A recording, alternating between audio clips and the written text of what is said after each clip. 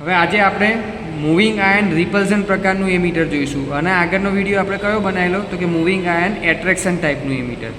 હવે આનો મિનિંગ શું થાય છે? આ રિપલ્ઝન એટલે એકબીજાથી દૂર જવું, બરાબર છે.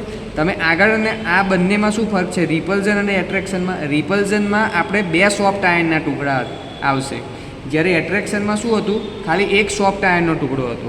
હવે આ ફિગરમાં તમે જુઓ છો, આ મૂવિંગ આયનનો ટુકડો છે, આ ફિક્સ આયનનો ટુકડો છે, બરાબર છે. આટલો ચેન્જ છે આમાં. બીજું, આમાં જનરલી સ્પ્રિંગ ટાઈપ કંટ્રોલનો ઉપયોગ કરવામાં આવે છે, બરાબર. હવે તમે આ ફિગર જોશો તો કન્સ્ટ્રક્શનમાં તમે શું લખી શકશો તો કે આ ઉપરને આકૃતિમાં બતાવ્યા પ્રમાણે મૂવિંગ આયન અને એક મૂવિંગ આયન હોય છે, એક ફિક્સ આયન, એટલે બે સોફ્ટ આયનના ટુકડા હોય છે અને ઇન્સ્યુલેટેડ બોબિનમાં રાખવામાં આવેલા હોય છે.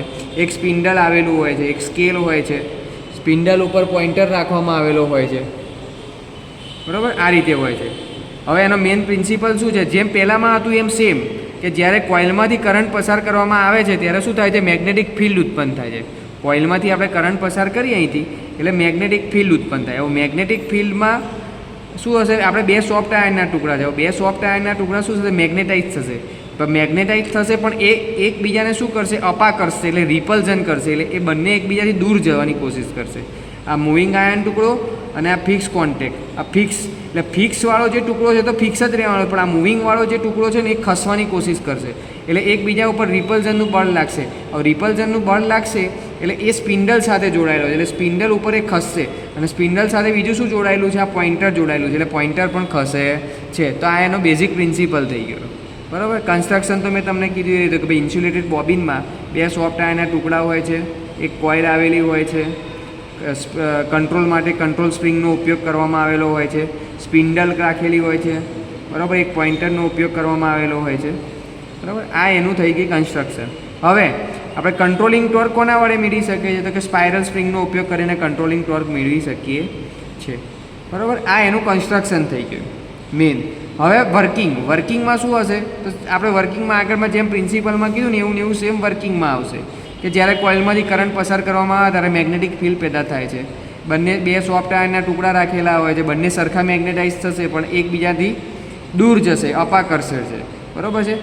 અને એ એટલું ખાલી થયું એ કયું થયું તો કે ડિફ્લેક્ટિંગ ટોર્ક થયું. આપણી જોડે બે ટોર્ક હોય છે, એક ડિફ્લેક્ટિંગ ટોર્ક હોય છે, આ ડિફ્લેક્ટિંગ કહેવાય. આવે આટલો પોર્શન કયો કહેવાય છે? ડિફ્લેક્ટ થયો, તો પોઇન્ટર એક જગ્યાએથી બીજી જગ્યાએ ખસ્યું આના કારણે. હવે આપણે એને કંટ્રોલ કરવાનું છે, તો કંટ્રોલ માટે આપણે કોનો ઉપયોગ કર્યો છે? સ્પ્રિંગનો ઉપયોગ કર્યો છે. એટલે અહીં લખ્યું છે કે સ્પ્રિંગ દ્વારા કંટ્રોલિંગ ટોર્ક આપવામાં આવે છે. હવે મૂવિંગ સિસ્ટમના ઇનર્શિયાના કારણે પેદા થતા ઓસિલેશન ડેમ્પિંગ સિસ્ટમ દ્વારા ડેમ્પ થાય છે. આગળ પણ આપણે જોયેલું કે ડેમ્પિંગ એમાં એર ફ્રિક્શન ડેમ્પિંગનો ઉપયોગ કરેલો હતો આપણે, બરાબર. એર ફ્રિક્શન ડેમ્પિંગના કારણે ડેમ્પ આઉટ કરતા હતા. હવે બંને આયન પીસ મેગ્નેટાઇઝ થાય છે અને રિપલ્ઝનનું બળ બંને પીસની પોલ સ્ટ્રેન્થના ગુણાકારના સમપ્રમાણમાં હોય છે. એટલે આપણે લખ્યું એ કે ભાઈ જે ડિફ્લેક્ટિંગ ટોર્ક હોય છે કોના ઉપર ડિપેન્ડ હોય છે? h²ના મેગ્નેટિક સ્ટ્રેન્થ, મેગ્નેટિક જે ફોર્સ લાગે છે એના. આ મેગ્નેટિક ફોર્સ કેટલું તો કે એ પ્રપોઝનલ ટુ કરંટ હોય, એટલે કરંટ તમે જેટલો વધારશો એટલું મેગ્નેટિક સ્ટ્રેન્થ એટલી મજબૂત થશે, અને મેગ્નેટિક સ્ટ્રેન્થ જેટલી મજબૂત થશે એટલું ડિફ્લેક્ટિંગ ટોર્ક વધારે લાગશે. એટલા માટે કીધું છે કે TD પ્રપોઝનલ ટુ h². હવે h પ્રપોઝનલ ટુ I થાય એટલે TD પ્રપોઝનલ ટુ I² થાય. તો આ રીતે મૂવિંગ આયન રિપલ્ઝન પ્રકારનું એમીટર વર્ક કરે છે.